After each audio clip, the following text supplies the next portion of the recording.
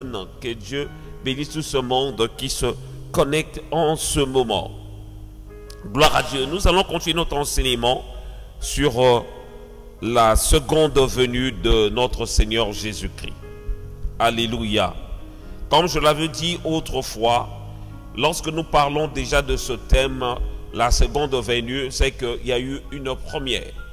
On ne peut jamais parler de la deuxième ou la seconde sans parler de la première. Donc, dernièrement, on avait essayé de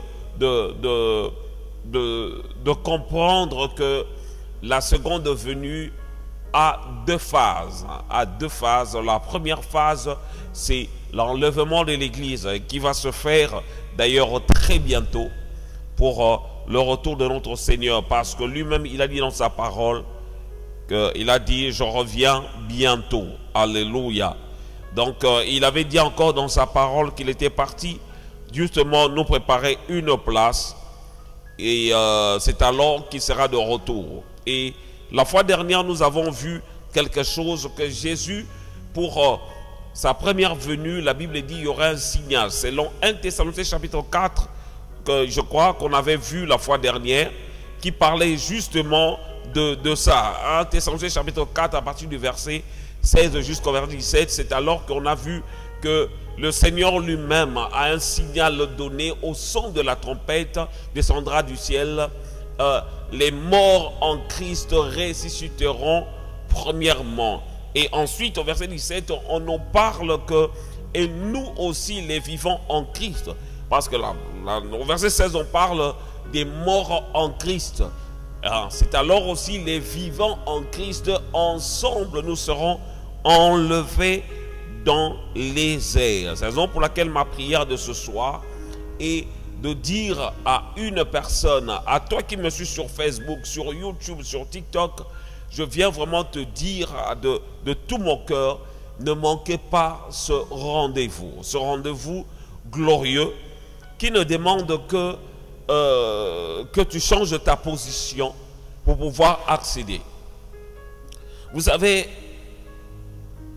une fois on m'a parlé, je crois que j'avais vu ça sur internet, quelqu'un parlait justement de ça, qui racontait une histoire. Un jour c'était dans un salon de coiffure et les gens étaient en train de débattre plutôt sur Dieu. L'un disait Dieu existe et l'autre disait non, non, Dieu n'existe pas. S'il existait, mais pourquoi il y a tant de malades, tout ça, il y a des gens qui souffrent, il y a des morts, tout ça, Dieu n'existe pas. Alors, la personne qui était en train de parler par rapport à l'existence de Dieu, qui disait que Dieu est, pour ne pas dire Dieu existe, que Dieu est vivant, Dieu existe. Si on peut aller dans ce sens pour mieux comprendre des choses. Alors, cette personne, lorsqu'elle est sortie du salon de coiffure, du coup, il a vu un fou avec une grosse touffe. Lorsqu'il a vu ce fou avec beaucoup de cheveux, en plus il était sale, le Saint-Esprit lui a inspiré quelque chose. Il est revenu au salon. Il a commencé à dire à cette personne, il a dit, Dieu existe. En plus, c'est le coiffeur qui était en train de dire que Dieu n'existait pas. Il a dit, eh bien, donc si tu dis que Dieu n'existe pas, c'est que le coiffeur aussi n'existe pas. Oh non, le coiffeur a dit, non, non, non, non, il y a des coiffeurs, moi aussi je suis un coiffeur, donc j'existe, mais Dieu n'existe pas. Lui a dit, si je te dis que des coiffeurs aussi n'existent pas, il n'y a pas de coiffeur dans ce monde. Il a dit, moi je suis le coiffeur. Il a dit, eh bien, si toi tu existes et tu dis que tu es un coiffeur, tout le monde allait être bien coiffé dans la rue. Je viens de voir un fou là dehors qui est mal coiffé, qui a une grosse touffe dans sa tête. Donc certainement, il n'existe pas de coiffeur. Et le coiffeur a dit, eh bien, mais lui il n'est pas venu, c'est pourquoi il est mal coiffé. Et ce monsieur, il a dit, eh bien, c'est de la même chose avec Dieu. Dieu existe. Mais sauf que ce n'est pas tout le monde qui va vers lui pour attester son existence. Alléluia. C'est-à-dire, quand tu ne viens pas à Dieu, tu ne vas pas non plus le connaître. Mais quand tu viens à lui, tu le permets, comme c'est écrit dans Apocalypse chapitre 3, verset 20, où c'est écrit, voici, je me tiens devant la porte et je frappe. Si quelqu'un entend ma voix et ouvre, j'entrerai chez lui. Je souperai avec lui et lui avec moi. Donc, c'est-à-dire, ce coiffeur, malgré qu'il disait que Dieu n'existait pas, mais après la réflexion de ce frère, il s'est rendu compte que, eh ben, Dieu existe vraiment. Parce que si le coiffeur, l'idée que cet homme-là, lorsqu'on parlait de Dieu n'existait pas, lui disait, il était convaincu que Dieu n'existait pas. Mais l'idée de ce frère a réussi à convaincre ce coiffeur que Dieu existe. Mais sauf que pour voir sa grandeur, pour expérimenter sa splendeur, il est important de s'approcher de lui.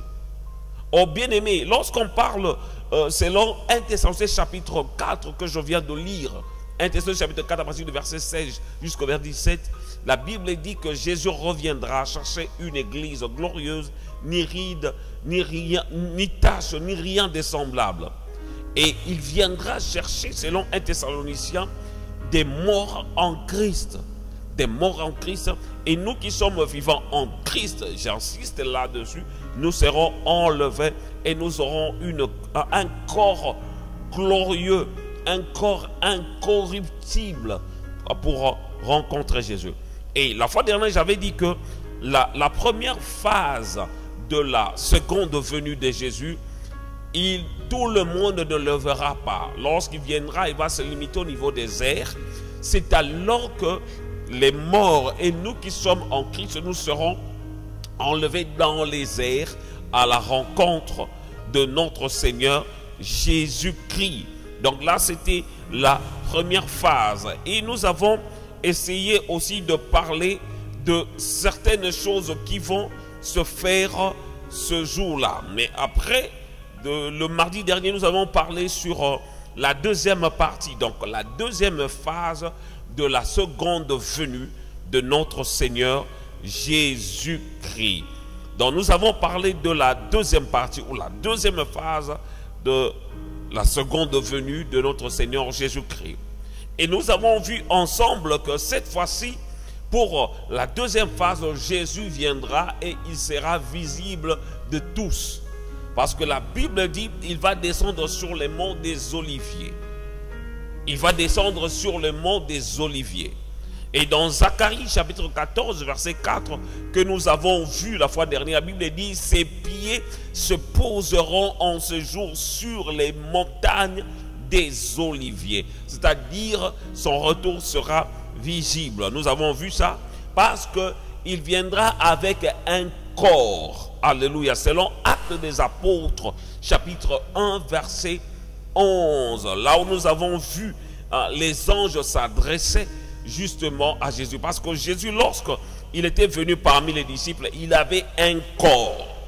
Les disciples pouvaient les toucher. Vous vous souvenez justement de, que dirais-je, de Thomas qui avait touché, qui avait touché pour attester si Jésus était réellement ressuscité. Lorsqu'il est venu auprès des disciples, les disciples pouvaient le toucher. Voilà. Donc, c'est de cette manière qu'il était enlevé dans les airs. Et la Bible nous dit qu'il va revenir aussi de la même manière. Selon Actes des Apôtres, chapitre 1er, verset 11, que nous avions vu le mardi dernier. Et les anges dirent: hommes galiléens, pourquoi vous arrêtez-vous de regarder au ciel? Ce Jésus qui a été enlevé au ciel de milieu de vous viendra de la même manière que vous l'avez vu allant au ciel. Ce sont des choses que nous avons déjà vues le mardi dernier. C'est juste un rappel. Il viendra et il sera, ça va se passer comment? Jésus, il reviendra environné de gloire. Il sera environné de gloire. Selon Matthieu chapitre 24 verset 30 que nous avons vu la fois dernière, là où la Bible dit: alors le signe du Fils de l'homme paraîtra dans le ciel. Toutes les tribus de la terre se lamenteront et elles verront le Fils de l'homme venant sur les nuées du ciel avec puissance et une grande gloire. Cela veut dire, c'est donc pour laquelle j'ai dit que Jésus, lorsqu'il va venir, il va revenir, j'aimerais bien le dire dans ce sens, pour sa seconde venue, et à la deuxième phase, il sera environné de gloire. À part ça, nous avons dit aussi que Jésus, il viendra d'une manière visible, c'est-à-dire tout le monde le verra. Là, c'est selon 1 Thessaloniciens chapitre 2, verset 3. 1 Thessaloniciens chapitre 5, verset 2 à 3. Je vais le relire. La Bible dit, car vous savez bien vous-même que le jour du Seigneur viendra comme un voleur dans la nuit. Quand les hommes diront paix et sûreté, alors une ruine soudaine les surprendra, comme les douleurs de l'enfantement surprennent la femme enceinte. Et ils n'échapperont point. Alléluia. Il viendra d'une manière visible. Et verset Apocalypse chapitre 1er, verset 7 dit ceci. Voici, il vient avec les nuées, et tout œil le verra, comme ceux qui l'ont percé. Et toutes les tribus de la terre se lamenteront à cause, alléluia, à cause de lui. Oui, amen. Alléluia. Il viendra d'une manière visible qui va permettre à tout le monde de pouvoir le voir. Et nous avons vu aussi un autre point, que Jésus, il reviendra revêtu d'autorité. Nous allons le lire ce soir. Apocalypse chapitre 19, verset 11 à 16. Apocalypse chapitre 19, verset 11 jusqu'au verset 16. Je vais le lire au nom de Jésus. La Bible dit, puis je vis le ciel ouvert, et voici parut un cheval blanc. Celui qui le montait s'appelle fidèle et véritable, et il juge et combat avec justice. Verset 12. Ses yeux étaient comme une flamme de feu. Sur sa tête étaient plusieurs diadèmes. Il avait un nom écrit que personne ne connaît sur ce n'est lui-même, sur ce n'est lui-même, si ce n'est lui-même, verset 13.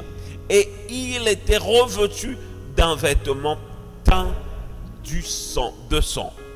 Ce nom est la parole de Dieu. Alléluia. Les armées qui sont dans le ciel suivaient sur des chevaux blancs, revêtus d'un fin lin blanc pur. Verset 15. De sa bouche sortait une épée aiguë pour frapper les nations. Il le pètera avec une verge de fer, et il foulera la cuve de vin de l'ardente colère du Dieu Tout-Puissant. Il avait sur son vêtement et sur sa cuisse un nom écrit, Roi des rois et Seigneur des seigneurs. Alléluia. Dans ces passages, on nous fait comprendre sur comment le Seigneur, lorsqu'il va revenir, comment il sera revêtu d'autorité. Alléluia.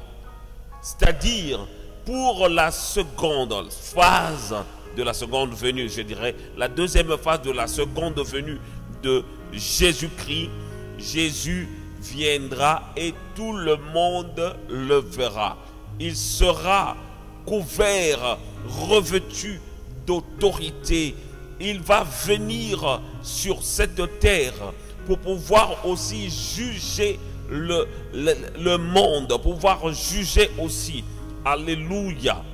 Là, c'est lorsqu'il va venir pour sur terre, ses pieds vont se poser sur les montagnes en fait des oliviers, sur la montagne des oliviers, là où le Seigneur va descendre dans toute sa gloire, tout œil le verra.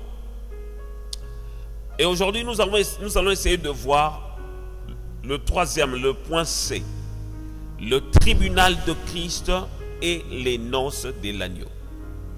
Excusez-moi s'il y a le micro qui crache, mais on va essayer de faire avec pour la gloire de notre Dieu. Le tribunal de Christ et les noces de l'agneau. Lorsque les croyants paraîtront devant Christ, la valeur de leur vie chrétienne sera examinée par Christ et éprouvée. Cela veut dire qu'il y a des gens qui seront enlevés, mais tout le monde, ses œuvres doivent être examinées, éprouvées. Les œuvres de chacun. Donc il y a certains qui seront enlevés, ils ont accepté le Seigneur Jésus, mais ils seront enlevés malgré ça, mais leurs œuvres seront éprouvées. C'est-à-dire, le fait d'accepter Seigneur Jésus, tu es sauvé, mais cela ne suffit pas. Il y a des choses que nous devons faire sur terre, même si nous sommes déjà sauvés, mais il y a des choses, et tant que croyants, que nous devons pratiquer, telles que la bonté, l'hospitalité, beaucoup de choses que nous devons faire. Et c'est ça dont la Bible parle par rapport aux œuvres. Nous sommes sauvés, oui, mais qu'est-ce que tu fais en plus? J'aime beaucoup quelque chose que la parole de Dieu dit. La Bible dit, si nous aimons que des gens qui nous aiment, qu'est-ce qu'on fait aussi d'extraordinaire? Si nous arrivons à aimer seulement ceux qui nous aiment, qu'est-ce qu'on fait aussi d'extraordinaire? Donc c'est quelque chose qui est normal, parce que même les satanistes, ils s'aiment entre eux. Ceux qui sont dans des loges, ils s'aiment entre eux. Ceux qui sont sorciers, ils s'aiment entre eux. Ceux qui sont qui appartiennent aux autres religions, ils s'aiment aussi entre eux. C'est-à-dire, rien ne change. Cela veut dire que si moi je suis dans le Christ, je dois faire plus que ce que font les autres. Pas seulement aimer ceux qui m'aiment, mais aimer aussi ceux qui me haïssent. À l'exemple justement d'Étienne, la Bible dit ce jour-là on le lapidait, mais lui il ne se plaignait pas parce qu'on le lapidait, mais lui il était en train de regarder au ciel là où il voyait la gloire de Dieu. Ne limitons pas notre amour seulement entre nous. On dit, bon voilà, on est enfant de Dieu, on doit aimer seulement ceux qui prient dans la même église que moi. Je vois ça deux fois. Ça me fait très mal. Je me souviens à l'époque, dans une ville ici, là où j'habitais, juste derrière là où j'habitais, il y avait plusieurs églises. Plusieurs églises avec beaucoup de serviteurs, tout ça. Mais il y a certains serviteurs qui ne s'entendaient pas avec les autres. Et qui ne voulaient même pas que des gens qui venaient dans leur assemblée puissent aller de fois répondre aux invitations dans d'autres églises qui étaient dans le même bâtiment. Bien-aimés, il y a des gens qui ne se disaient même pas bonjour lorsqu'ils se croisaient après le culte. Tout simplement parce qu'on ne se connaît pas, il ne prie pas dans mon église. Bien-aimés, nous sommes appelés à faire plus que ceux qui ne sont pas dans le Seigneur. Si nous commençons à haïr des gens comme ceux qui n'ont pas le Seigneur, c'est qu'il y a un vrai problème. Les œuvres de chacun sera éprouvées. Nous allons le lire dans la parole de Dieu, parce que là je parle de point C, le tribunal de Christ et les noces de l'agneau. 1 Corinthiens chapitre 3, verset 12 jusqu'au verset 15. 1 Corinthiens chapitre 3, verset 12 jusqu'au verset 15. Je vais lire au nom de Jésus. La Bible dit, Or, si quelqu'un bâtit sur ce fondement avec de l'or, de l'argent, des pierres précieuses, du bois, du foin, du chaume, l'œuvre de chacun sera manifestée. Verset 13. Car le jour la fera connaître, parce qu'elle se relèvera, parce qu'elle se révélera dans le feu, et le feu éprouvera ce que l'œuvre de chacun.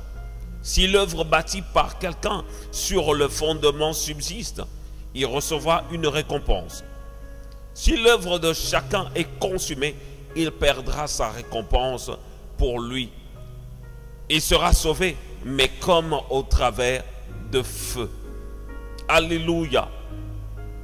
Nous voyons aussi que les œuvres de chacun seront éprouvées.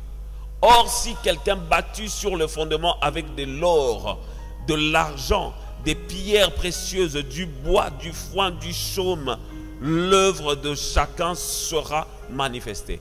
Peu importe dans quel domaine toi tu travailles pour le Seigneur. Tu peux être à l'intercession, dans la parole, dans la chorale, ou tu es peut-être dans tout ce qui est caritatif. Tu aides les nécessiteux, des gens en difficulté. Tu viens, tu leur apportes de l'aide. Ce n'est pas du tout mauvais ce que tu fais, bien-aimé. C'est une très bonne chose.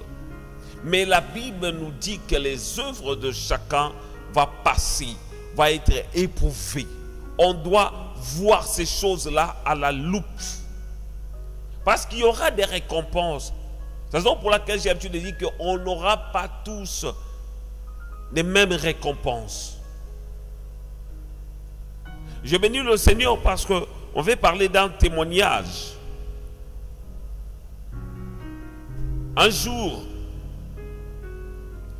un pasteur, il voyait des gens remplir son église, l'église où il était pasteur. Il y avait tellement du monde, des gens qui venaient régulièrement.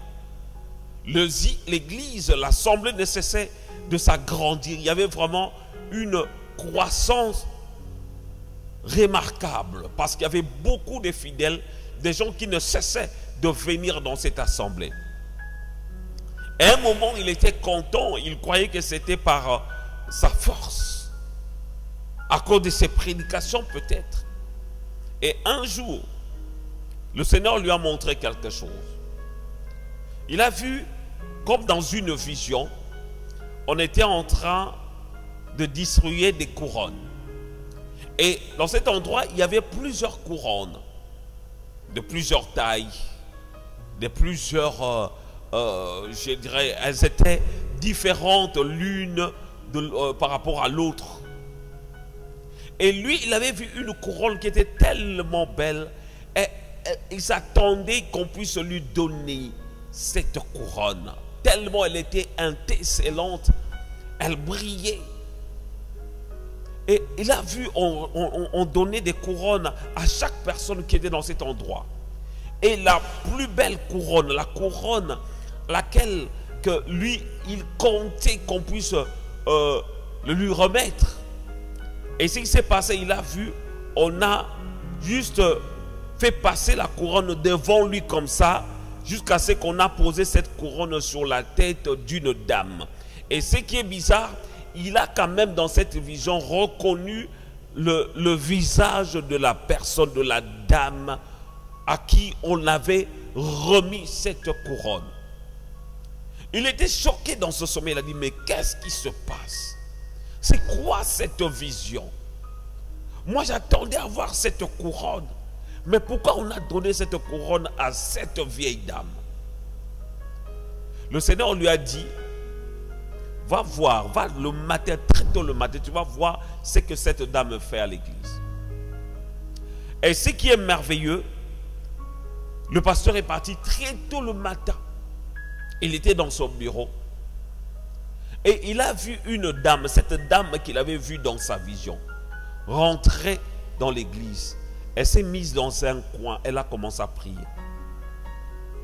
Seigneur, bénis mon pasteur. Seigneur, bénis cette église, qu'il y ait la croissance. Donne le message qu'il faut. Envoie de plus en plus des âmes, des gens qui seront sauvés pour toi. La dame là, elle prie, elle finit sa prière, elle prend le balai, elle balaye toute l'église. Et passe le balai à toute l'église. Elle nettoie bien, après elle sort, elle va au marché. C'est une dame qui vendait au marché. Chaque matin, elle venait, des fois on ne voyait pas le culte le matin. Mais elle faisait déjà son culte avant tout le monde. Elle venait très tôt le matin, chaque jour. Le pasteur a dit, eh ben, je vais y revenir demain. Il est revenu demain. Et il a vu encore cette dame. À la même heure, cette dame-là, elle est venue. Elle s'est mise au même endroit. Elle a intercédé, elle a fini. Elle a passé le balai dans toute la salle. Après, elle est partie.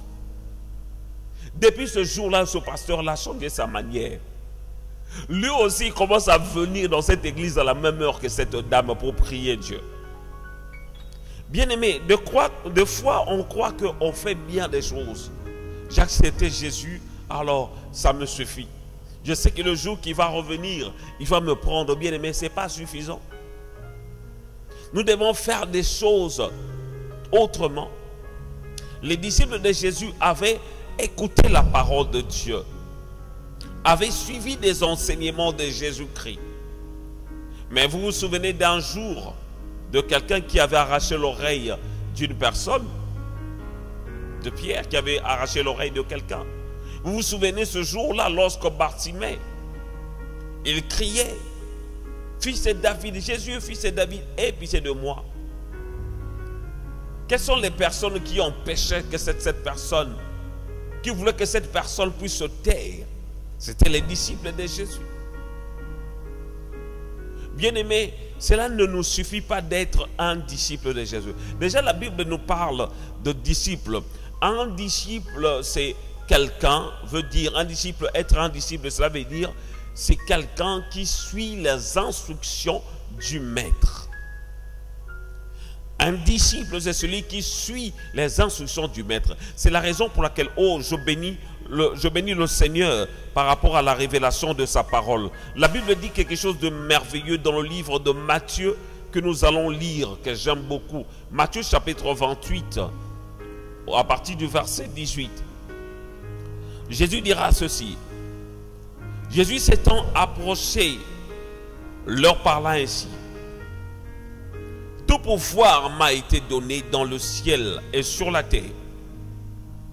Allez, faites de toutes les nations des disciples, les baptisant au nom du Père, du Fils et du Saint-Esprit, et enseignez-leur à observer tout ce que je vous ai prescrit. Et voici, je suis avec vous tous les jours jusqu'à la fin du monde. Alléluia. Ce passage avant, lorsque je le lisais, je voyais le déplacement que je dois faire d'un point A au point B. Je dois quitter ma ville pour aller dans une autre ville. Je dois sortir, juste parler de Jésus dans mon entourage. Je le voyais dans ce sens. Aujourd'hui, gloire à Dieu, Internet est venu. Ça nous permet justement de pouvoir évangéliser sans pourtant se déplacer physiquement. Je peux aujourd'hui parler de Jésus. Je mets ma caméra, je prêche. Quelqu'un qui est en Chine, qui est en Afghanistan, il peut écouter la parole de Dieu, prêcher via réseaux sociaux. Cette personne peut entendre parler de Jésus. Mais ce qui me retient dans ce passage, c'est ce que Jésus a dit au verset 20. La Bible dit, et enseignez-leur à observer tout ce que je vous ai prescrit. Enseignez-leur à observer. Jésus parlait de l'enseignement, pas seulement proprement l'enseignement par des paroles, il parlait aussi des enseignements par le mode de vie. Alléluia. Je vais mieux m'expliquer. Pas l'enseignement seulement par des paroles, c'est-à-dire comme moi je suis en train d'enseigner. Pas seulement des enseignements, je prêche, les gens écoutent la parole de Dieu. Il n'y a pas que ça. mais il y a aussi l'enseignement par le mode de vie. Comment moi je mène ma vie devant ceux qui me voient. Comment moi je mène ma vie devant mes proches, devant ma famille, devant mes frères et sœurs. Comment est mon comportement envers ceux qui m'entourent.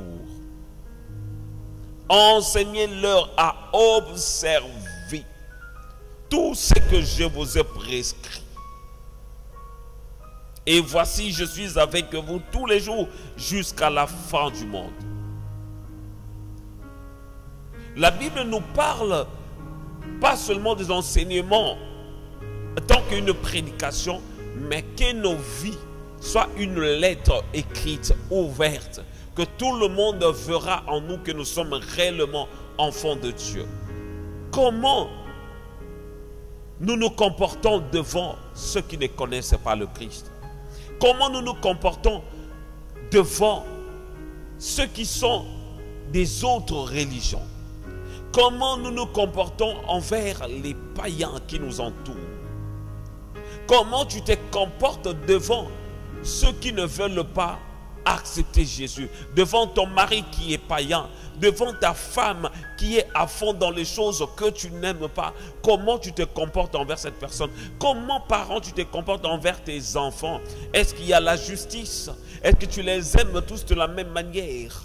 Et comment tu te comportes envers ceux qui ne sont pas dans le Seigneur, ceux qui refusent d'aller à l'église? Comment tu te comportes envers eux? Si Jésus lui-même, il avait dit: Père, pardonne-leur car ils ne savent ce qu'ils font. Il n'a fait que la volonté de Dieu. En refusant la mort, en refusant la colère de Dieu sur ceux qui l'ont maltraité. Bien-aimés, les œuvres de chacun sera éprouvées. Si quelqu'un bâtit sur ce fondement avec l'or, de l'argent, des pierres précieuses, du bois, du foin, du chaume, l'œuvre de chacun sera manifestée, car le jour la fera connaître, parce qu'elle se révélera dans le feu. Quel que soit, que tes œuvres soient avec de l'or ou avec de l'argent, peu importe. L'apôtre Paul a dit quelque chose de merveilleux lorsque les gens de l'église de Corinthe étaient dans le fanatisme, si je peux utiliser ce terme. Où certains disaient que nous sommes de Paul, d'autres non, nous sommes d'Apollos, nous sommes de Céphas. La division des préférences au sein de l'église. Et l'apôtre Paul avait dit quelque chose de merveilleux que jamais. Il a dit: l'un a semé, l'autre a arrosé, et c'est Dieu qui fait croître. Mais l'œuvre de chacun de nous sera récompensée à sa manière. Que chacun veille la manière dont il exerce, il fait son travail par sa façon d'être et par la parole qu'il prêche. Lisons 2 Corinthiens chapitre 5 verset 10 pour finir. Nous allons y revenir la semaine prochaine pour continuer notre enseignement. 2 Corinthiens chapitre 5 verset 10. La Bible dit ceci: car il nous faut tous comparaître devant le tribunal de Christ, afin que chacun reçoive selon le bien ou le mal qu'il aura fait étant dans son corps. Je reprends. Car il nous faut tous comparaître devant le tribunal de Christ. Chacun n'échappera à ce tribunal. Personne n'échappera à ce tribunal. La Bible dit pourquoi? Pourquoi devons-nous tous comparaître devant le tribunal de Christ? La Bible dit afin que chacun reçoive selon le bien ou le mal qu'il aura fait étant dans son corps. Tant qu'on est dans ce corps, il y a des choses qu'on fait. tout ça, il y aura un jugement. Le Seigneur va nous juger tous. Pasteur, comment te comportes-tu envers ceux qui ne te voient pas exercer? Envers ceux qui ne sont pas dans le Seigneur? Ô prophète, comment te comportes-tu? Qu'est-ce que tu fais avec tous ces fausses prophéties que tu donnes aux gens de l'Église? Beaucoup sont devenus des commerçants en utilisant l'Évangile. Le tribunal, comme quelqu'un disait, tribunal Nzambe Kozala.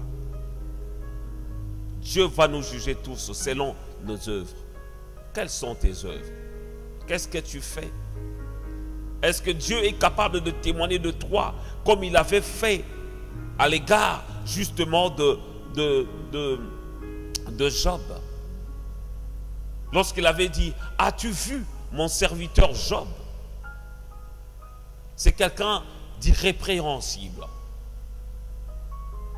Il est irréprochable. C'est quelqu'un d'intègre. Dieu avait témoigné de Job. Est-ce qu'aujourd'hui Dieu peut témoigner de nous par rapport à notre façon de faire, par rapport à notre façon de vivre? Comment nous vivons avec nos proches, avec ceux que nous ne connaissons pas? Est-ce que arrivons-nous à pardonner ceux qui nous font du mal? Est-ce que nous arrivons à aimer même nos ennemis? Bien-aimé, Jésus revient bientôt, très bientôt. Serais-tu prêt le jour où notre Seigneur Jésus sera là? Seras-tu prêt pour voir Jésus?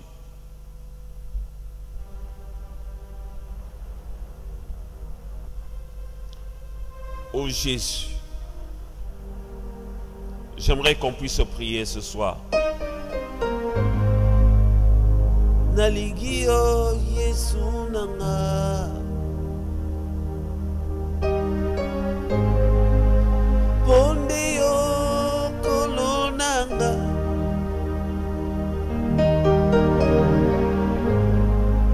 Yambari Katilinanga kolonanga Euti na motema nanga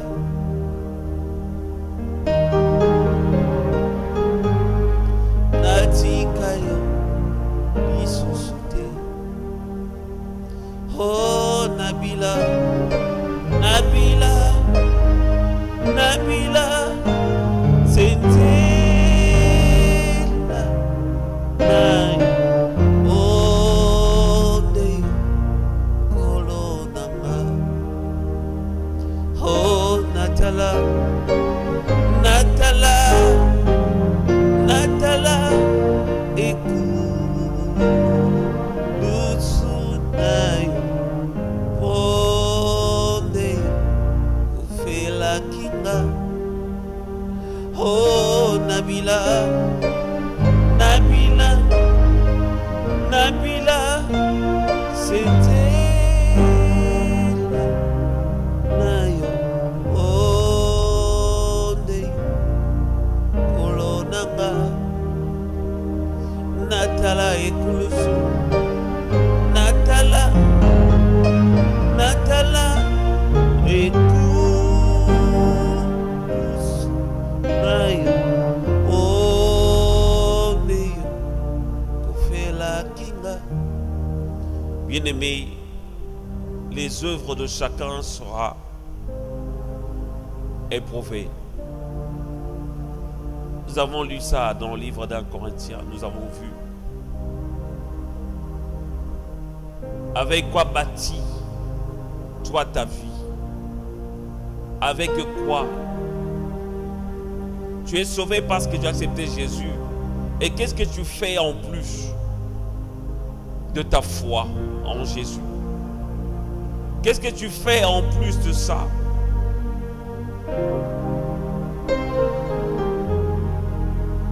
Oh bien-aimés, nous n'aurons pas tous les mêmes couronnes.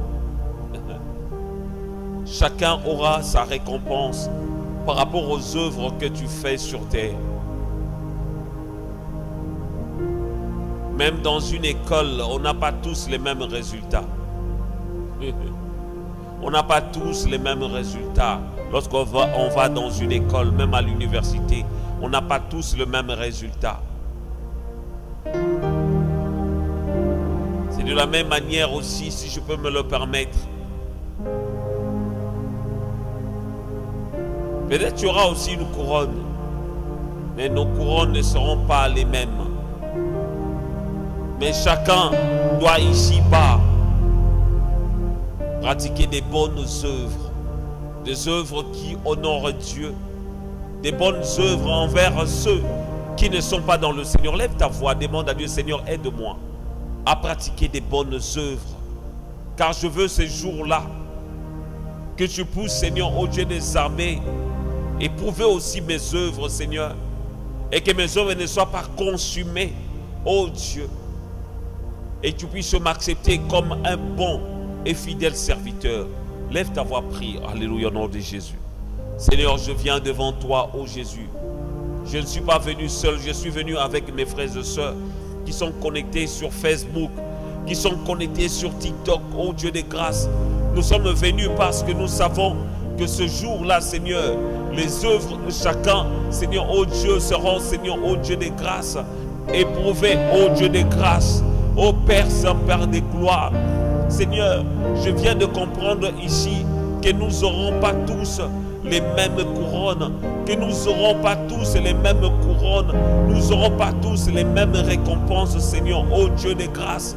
Père Saint, Père de gloire, ma prière est que ma vie et la vie de mes frères et sœurs qui sont ici, Seigneur, ô Dieu, que cela soit agréable devant toi, dans notre entourage, que nous puissions pratiquer les bonnes œuvres, que nous puissions pratiquer l'hospitalité, que nous puissions manifester les bontés, que nous puissions manifester, Seigneur, le pardon envers même nos ennemis, que nous puissions, Seigneur, ô Dieu des armées, soutenir les faibles, Seigneur, ô Dieu des grâces, que nous puissions, Seigneur, ô Dieu des grâces, aider ceux qui sont en difficulté, que nous puissions avoir un cœur pour pardonner, Seigneur, ô Dieu, que les gens puissent te voir en nous, dans notre façon de faire, dans notre façon d'agir, même dans notre façon de parler, dans notre façon de nous comporter, ô Dieu, que nous soyons vrais, Seigneur, ô Dieu de grâce, et te ressembler. Au nom de Jésus. Bien-aimés, nous allons prier maintenant pour ce mois de mai qui vient de commencer. Nous allons le dédier entre les mains de Dieu. Nous allons demander au Seigneur, au Dieu, que ce mois soit consacré, que ce mois soit différent des autres, rempli de toutes sortes de bénédictions, et que ce mois soit un mois qui va nous booster à servir Dieu, à nous accrocher de lui et surtout à mettre sa parole en pratique. Lève ta voix et prie. Alléluia. Oh Seigneur, je viens te consacrer ce soir, ce mois, Seigneur, au Dieu de mai. Seigneur, je viens te consacrer ce mois de mai. Seigneur, si nous avons échoué le mois dernier, Seigneur, nous voulons réussir durant ce mois de mai. Nous voulons avancer, Seigneur, oh Dieu, jusqu'au bout. Nous voulons combattre le bon combat, Seigneur, oh Dieu. Nous voulons à la fin dire, comme l'apôtre Paul, j'ai combattu le bon combat.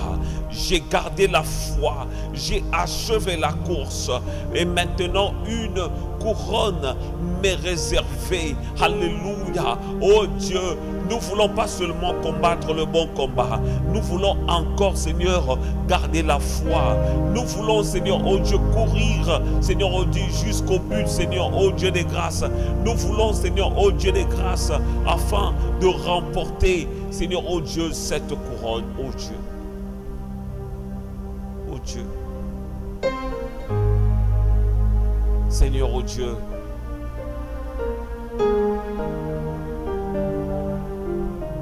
J'ai prié pour une personne qui a besoin d'aide, qui a besoin que le Seigneur fasse quelque chose dans sa vie. Celui qui a besoin que Dieu puisse intervenir par rapport à une situation. Tu poses seulement ta main sur ta poitrine comme ça. Et moi je vais prier pour toi de sorte que le Seigneur puisse se manifester. Seigneur, je te prie ce soir au nom de Jésus. dans le nom puissant de Jésus. Tu as dit tout ce que nous demanderons en ton nom, tu le feras, afin que notre joie soit parfaite. Je te prie, Seigneur, au nom puissant de Jésus, que ceux qui ont besoin de la guérison, qu'ils puissent, Seigneur, oh Dieu, la recevoir au nom puissant de Jésus. Que ceux qui ont besoin, Seigneur, oh Dieu, de la délivrance, qu'ils soient délivrés ce soir au nom puissant de Jésus. Que les portes qui étaient fermées par l'ennemi, ces portes de bénédiction, ces portes de la réussite, ces portes, Seigneur, de progrès sur tous les plans, que cela s'ouvre au nom puissant de Jésus.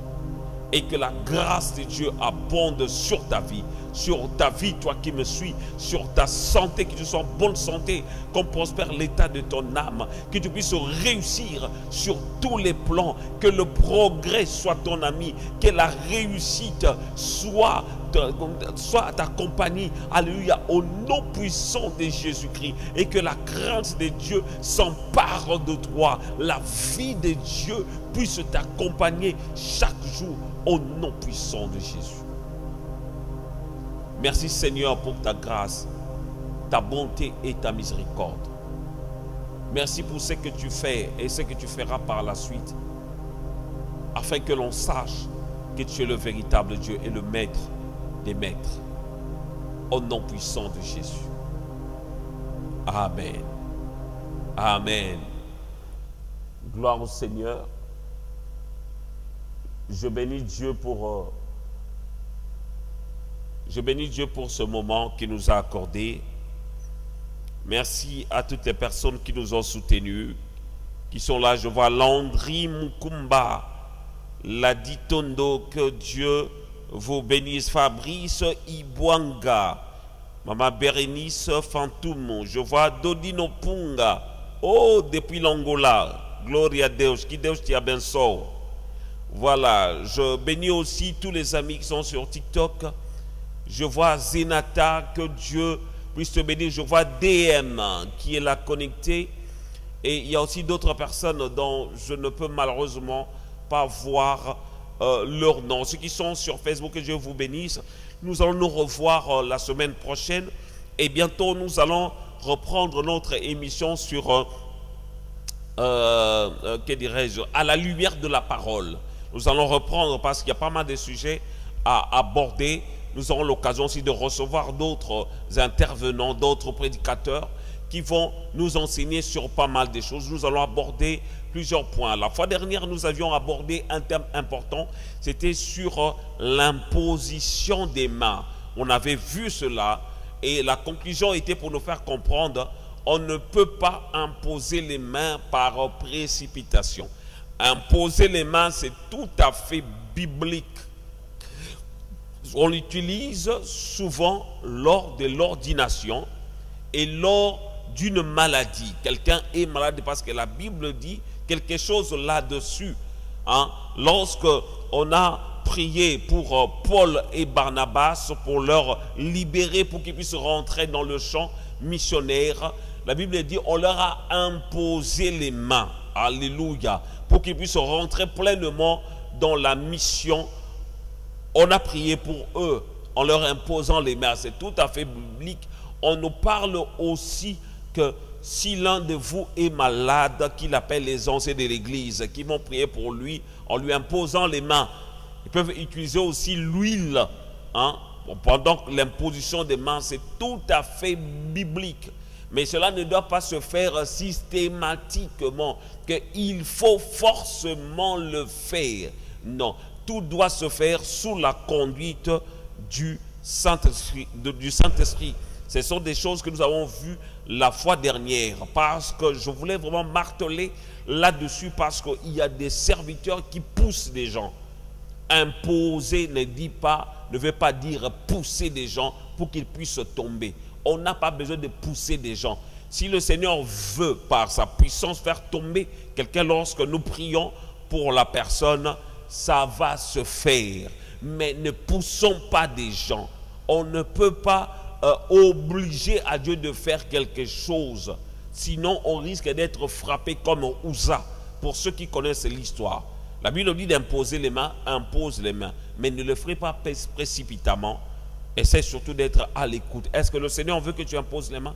Est-ce que le Seigneur veut que tu puisses déclarer les paroles?